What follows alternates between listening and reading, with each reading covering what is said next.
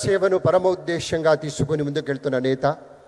ధైర్యం, నిజాయితీ, దేశభక్తి ఈ మూడే ఆయన వ్యక్తిత్వంలోని మూల స్తంభాలుగా, ప్రజలే నా శక్తి అనే నినాదంతో సాధారణ మనిషి ఆవేదనకు స్వరం విచ్చి సమస్యలు తీర్చేటువంటి జనసేనాని, జననేత, ఉప ముఖ్యమంత్రి శ్రీ పవన్ కళ్యాణ్ గారి సందేశం.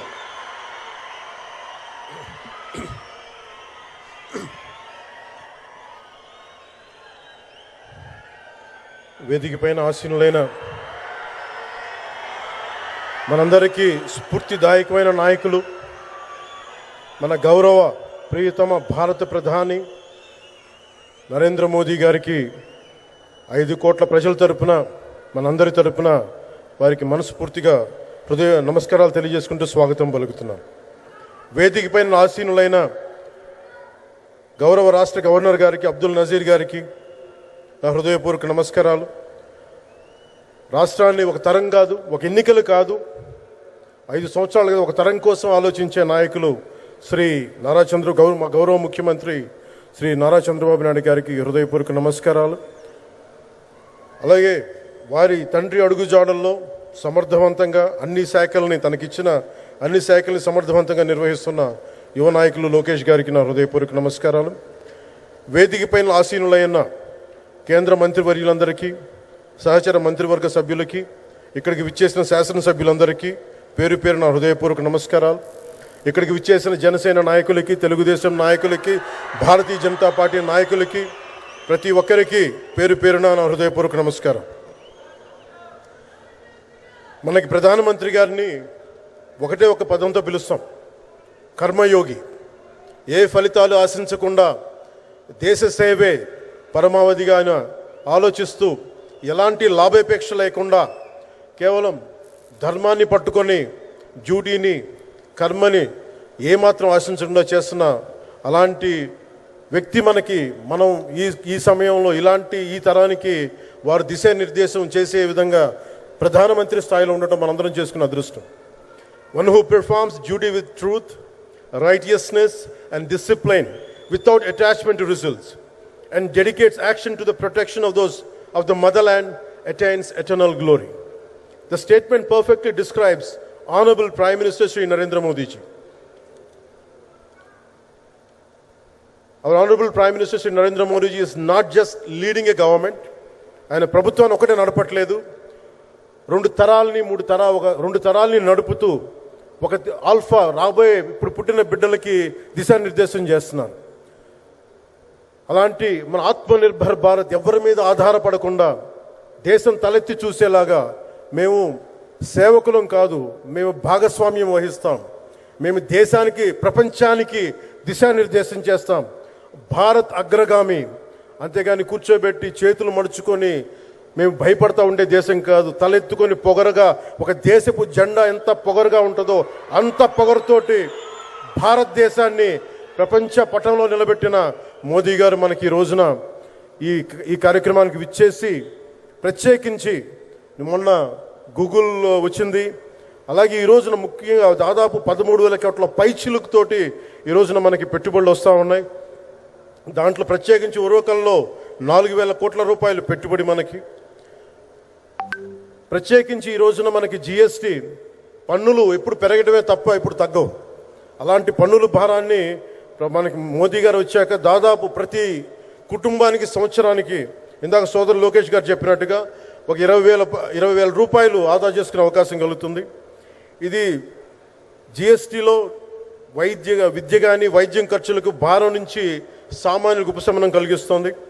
ఆరోగ్య బీమా, జీవిత బీమాపై GST పూర్తిగా తొలగించడంతో పాటు వార్షిక ప్రీమియం 3,000 నుంచి 4,000కు తగ్గి అందరికీ ఇది అందుబాటులో ఉంటుంది.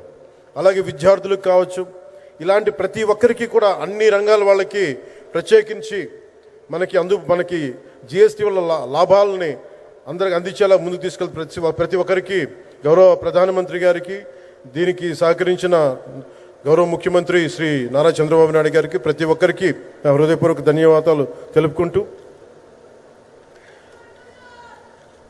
ప్రధానమంత్రి గారికి ఇంకొకసారి ప్రత్యేక ధన్యవాదాలు తెలుపుకుంటూ, మేమందరం ఈ కూటమి ఒక 15 ఏళ్ళకి తక్కువ కాకుండా బలంగా ఉండాలి. మనందరం ఎంత బలంగా ఉండాలి అంటే ఇంక ఇది తప్ప ఇంకెవరికి ఏది రాదు. ఇబ్బందులున్నా ఏ ఉన్నా తట్టుకొని నిలబడి, ఎందుకంటే ఈ రోజున ప్రధానమంత్రి గారు మనకు వచ్చి అండగా ఉన్నారంటే ఈ పెట్టుబడులను కానీ ఈ నమ్మకాన్ని కానీ ఎట్టి మాత్రం సడలించకుండా మేము ముందుకెళ్తామని మీ అందరికీ తెలియజేసుకుంటూ, అందరం సమిష్టిగా పనిచేస్తాం. ప్రధానమంత్రి గారి నాయకత్వంలో గౌరవ ముఖ్యమంత్రి నారా చంద్రబాబు నాయుడు గారి స్ఫూర్తితోటి, ఆ నాయకత్వంతో ముందుకెళ్తాం. మేమందరం మీ ఆకాంక్షల్ని, వచ్చే తరం ఆకాంక్షల్ని ముందుకు తీసుకెళ్తామని తెలియజేసుకుంటూ సెలవు తీసుకున్నాను. జై భారత్, జై హింద్.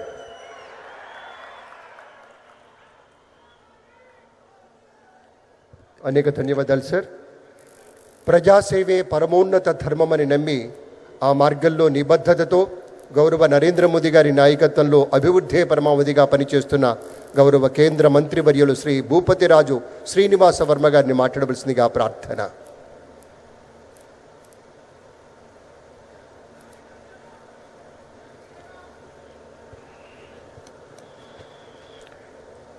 గౌరవ ప్రధాని మంత్రి, భారతదేశాన్ని వికసిత భారత్ దిశగా నడిపిస్తున్నటువంటి మన ప్రీతమ నాయకుడు శ్రీ నరేంద్ర మోడీ గారికి, గౌరవ రాష్ట్ర గవర్నర్ శ్రీ నజీర్ గారికి, అప్పుల్లో కూరుకుపోయినటువంటి ఆంధ్రప్రదేశ్ రాష్ట్రాన్ని చక్కటి విజన్తో ముందుకు తీసుకెళ్తున్నటువంటి గౌరవ రాష్ట్ర ముఖ్యమంత్రి నారా చంద్రబాబు నాయుడు గారికి, రాష్ట్ర ఉప ముఖ్యమంత్రి జనసేనాధిపతి అయినటువంటి శ్రీ పవన్ కళ్యాణ్ గారికి, వేదికపై ఉన్నటువంటి గౌరవ కేంద్ర మంత్రులు, రాష్ట్ర మంత్రులు, ఇతర ప్రజాప్రతినిధులకు, వేదిక ముందున్నటువంటి అశేష ఆంధ్ర రాష్ట్ర ప్రజానీకానికి అందరికీ కూడా హృదయపూర్వక నమస్కృతులు తెలియజేస్తున్నాను.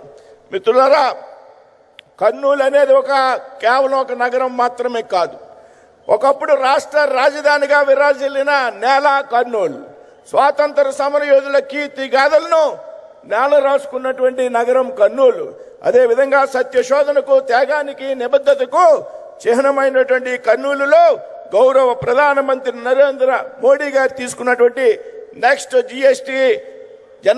జనరేషన్ జిఎస్టీ సంస్కరణను పురస్కరించుకుని నేడు సూపర్ జిఎస్టీ, సూపర్ సేవింగ్స్ మహాసభను నిర్వహించుకోవడం యావత్ కర్నూలు జిల్లా ప్రజల వాసులు కూడా సంతోషించదగ్గ విషయంగా నేనైతే భావిస్తున్నాను. గత ఆగస్టు 15 స్వాతంత్ర దినోత్సవం నాడు గౌరవ ప్రధానమంత్రి మోడీజీ ఎర్రకోటపై చేసినటువంటి చారిత్రాత్మక ప్రసంగంలో భాగంగా దీపావళి నాటికి జిఎస్టీ సంస్కరణను తీసుకువచ్చి ప్రజలకు పెద్ద ఎత్తున జిఎస్టీ రాయితీలను కల్పిస్తాననేటువంటి విషయాన్ని హామీ ఇవ్వడం జరిగింది. అదేవిధంగా ఆ రోజున ప్రకటించిన విధంగా అప్పటి వరకు 4 స్లాబులుగా ఉన్నటువంటి జిఎస్టీ రేట్లను కేవలం 2 స్లాబులకే పరిమితం చేసినటువంటి వ్యక్తి గౌరవ ప్రధాని నరేంద్ర మోడీజీ అనేటువంటి విషయం సందర్భంగా తెలియజేస్తున్నా. ఏదైతే కేవలం 12%, 28% స్లాబులు పూర్తిగా ఎత్తివేసి కేవలం 5%, 18% స్లాబులు మాత్రమే అమల్లో ఉంచినటువంటి వ్యక్తి గౌరవ ప్రధాని నరేంద్ర మోడీ.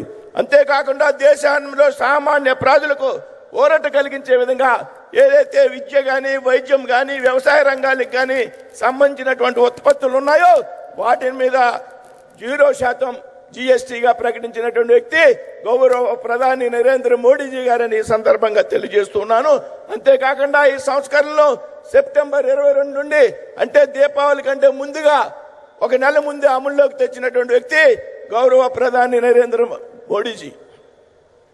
మిత్రులారా, ఇదే రాయలసీమలో గత నెలలో సెప్టెంబర్ 11 నాడు సూపర్ 6 సూపర్ హిట్ మహాసభని పెద్ద ఎత్తున నిర్వహించుకోవడం జరిగింది. 2024లో రాష్ట్రంలో చంద్రబాబు గారి నాయకత్వంలో ఎన్డీఏ ప్రభుత్వం అధికారంలోకి వచ్చేటప్పటికి ఈ రాష్ట్రం అప్పులు ఊబులో కరిగిపోయినటువంటి సంగతి మనందరికీ కూడా తెలుసు.